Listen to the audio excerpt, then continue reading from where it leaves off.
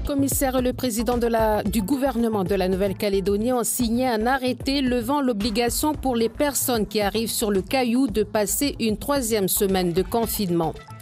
Une quinzaine de jeunes des écoles de la DEC participent à un rassemblement à Ndepaïta pendant 3 jours. Les jeunes sont mis en valeur lors de discussions. Des reboisements et nettoyages de la mangrove ont montré leur capacité à faire de bonnes actions.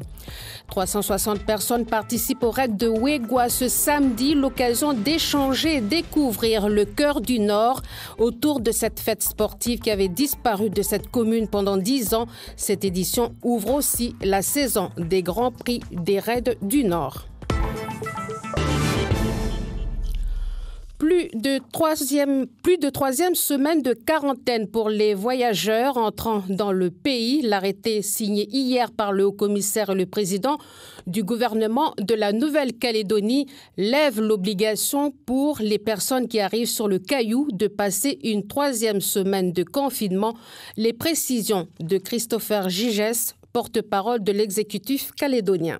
C'est une décision en collaboration avec le haut-commissaire de lever cette 3e semaine de quatorzaine qui était une quatorzaine à domicile pour cette 3e semaine. En fait, depuis le début, on a des discussions avec les autorités sanitaires de la Nouvelle-Calédonie et il a été considéré qu'au vu de la situation sanitaire de la Nouvelle-Calédonie, cette période de 3 semaines était plus pertinente et donc on a décidé de la lever pour donner plus de liberté aux Calédoniens. Donc en clair, aujourd'hui, la quarantaine, ça serait quoi ? Aujourd'hui, la quarantaine, c'est les 2 semaines de quatorzaine dans les hôtels qui sont maintenues pour toutes les personnes qui arrivent en Nouvelle-Calédonie et qui nous permet aujourd'hui d'avoir une situation sanitaire contrôlée. Des propos recueillis par Steven Nipat et Laura Chintu. L'arrêté conjoint du gouvernement de la Nouvelle-Calédonie et du Haut-Commissariat met fin aux mesures de distanciation à bord des vols Air Calin arrivant sur le territoire.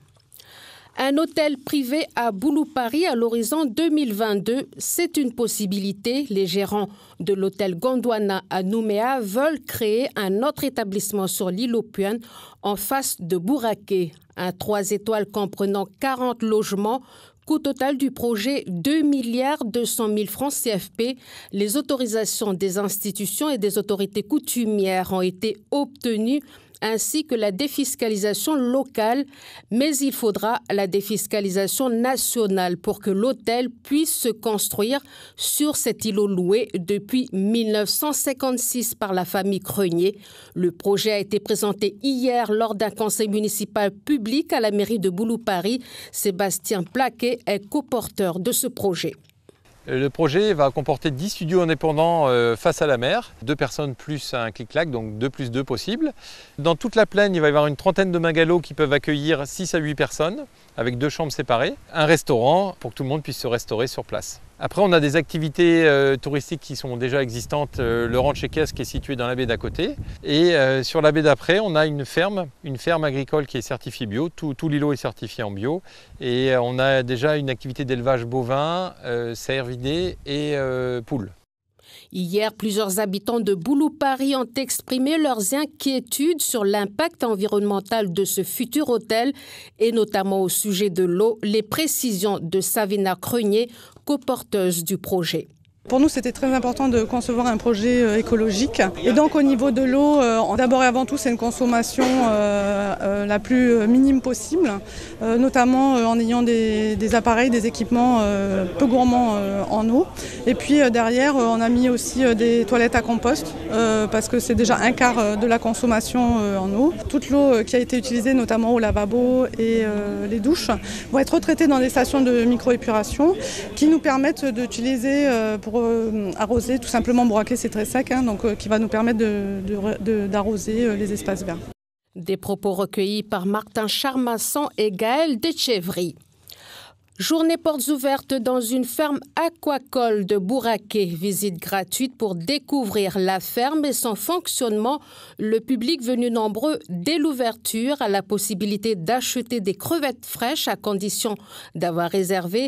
Plus de 3 tonnes sont destinées à être vendues. Cette journée permet d'écouler les stocks de crevettes de la ferme et de pallier à l'absence de la fête du cerf et de la crevette qui n'a pas eu lieu en mai à cause du Covid-19. Martine Marlier, organisatrice de l'événement. Il a fallu qu'on rebondisse et je me suis dit que il n'y avait pas que moi en fait qui avait été laissé un petit peu comme ça sur le bord de la route. Il y avait aussi tous les petits artisans de Boulou Paris. Et j'ai pris contact avec les associations des marchés de Boulou Paris et de Tomo et ils ont réagi très positivement en fait. Et puis aujourd'hui ils sont là, ils ont tout à proposer, du miel, des fruits, des légumes. Il y a de la restauration, il y a des miches-fruits, des brochettes de crevettes. Enfin il y a vraiment tout, je suis super contente en fait. Je pense qu'on surfe un petit peu sur la sortie du confinement. Là je parle pas que de la crevette, forcément je parle de la journée. Puis les gens ont envie de ce produit-là à un prix qui est du producteur au consommateur. Et puis ils sont contents parce qu'ils apprennent à connaître le producteur. Ils nous rencontrent et ça leur fait plaisir, je pense, de voir d'où viennent les crevettes. Des propos recueillis par Lizzie Carboni et Claude Lindor. Le conseil restreint des jeunes de l'école catholique est depuis jeudi à la tribu de Ndé à Païta. Ce rassemblement permet d'associer les jeunes au débat les consternant. Entre réflexion et activité, les participants apprécient ces moments de convivialité et de partage. Le reportage de Cédric Wakaouniem. L'aire de repos de la tribu de Ndé, le bruit de la baramine et le son de la sono cachent un cadre idyllique. Une vie impressionnante qui aborde à la gombe claire poussée par les vents marins. Tous s'activent à planter les quelques plantes apportées par les jeunes de la tribu. Entre éclats de rire et déhanchement, le dépaysement est total.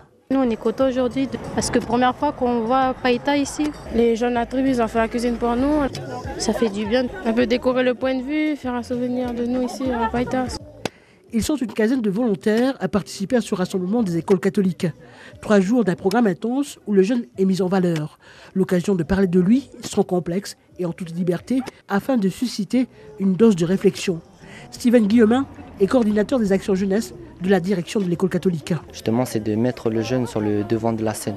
Et pour ça, nous, notre rôle en tant qu'adulte, c'est de le mettre dans une posture qui privilégie ça.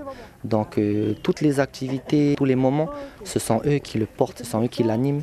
Et nous, on est là simplement pour les accompagner, les rassurer. En à peine 24 heures, le contact s'opère avec les jeunes de la tribu. Des jeunes très impliqués dans le travail, entre actions de nettoyage ou protection de la mangrove.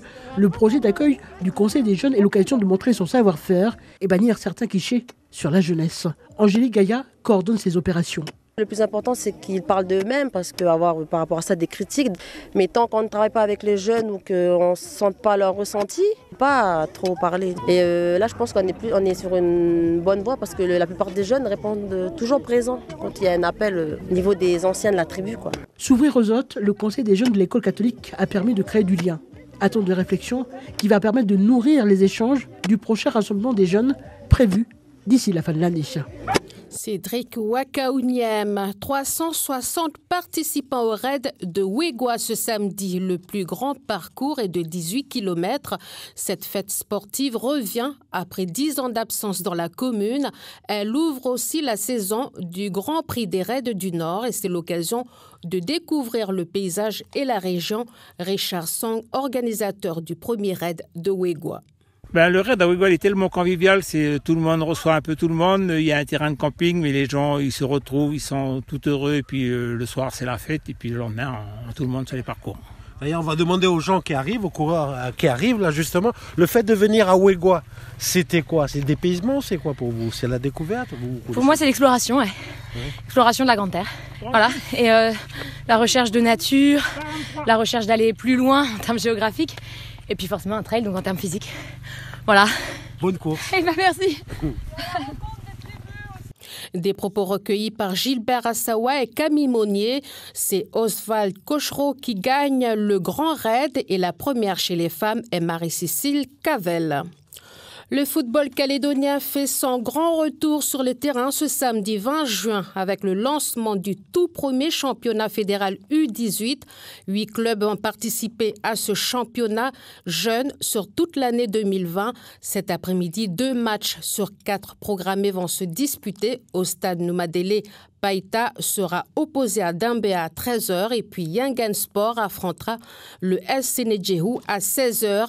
Éric Chevalier, conseiller technique régional de la Fédération calédonienne de football. On va démarrer dès ce week-end puisqu'en fait c'est un projet de la Commission fédérale des jeunes qui date de février, sur lequel on a beaucoup travaillé en février-mars. Bon, la période Covid nous a un peu perturbés. Malgré tout, on a persisté dans notre organisation. On a donc la première journée aura lieu donc ce samedi à Noumadéli pour 2 des 4 matchs puisque les clubs, eux, ne sont pas tout à fait prêts et donc on sera vraiment opérationnel dès le 27. Non, pas de problème de licence. Simplement, il semblerait qu'il n'ait pas bien compris qu'on démarrerait quelles que soient les décisions gouvernementales qui en plus nous ont été très favorables et donc ils ont laissé partir des joueurs en vacances et tous ne sont pas revenus. C'est un championnat sur invitation, donc en fait il n'y a pas réellement d'enjeu majeur si ce n'est que si l'OFC confirme pour 2021 la mise en place d'une O-League U19. Donc nous, le vainqueur de ce championnat U18 représentera la Nouvelle-Calédonie sur la O-League U19 en 2021. Éric Chevalier, conseiller technique régional de la Fédération calédonienne de football, répondait à William Lecrin. La fin de cette édition, l'information à retenir, le haut-commissaire et le président du gouvernement de la Nouvelle-Calédonie ont signé un arrêté levant l'obligation pour les personnes qui arrivent sur le Caillou de passer une 3e semaine de confinement. Ce journal est terminé. Je vous remercie de votre fidélité.